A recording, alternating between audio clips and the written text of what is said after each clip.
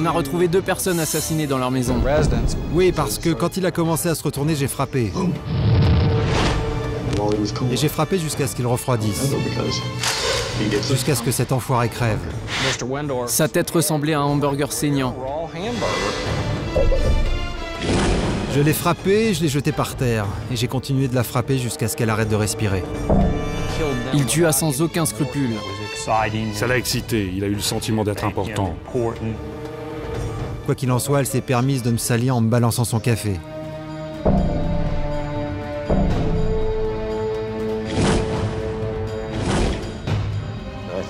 Je pense qu'il tuait des gens parce qu'il aimait ça.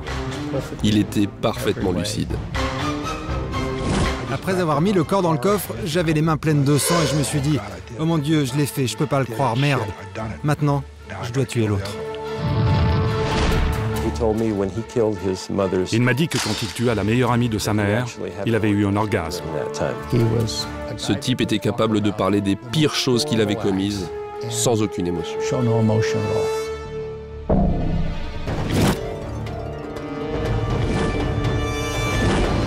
Cet homme est l'incarnation du mal. Il vous regardait droit dans les yeux et vous saviez qu'il voulait vous tuer.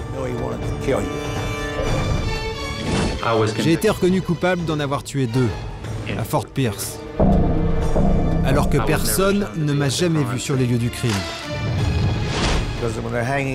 Il les suspendait au bout d'une corde et les faisait souffrir.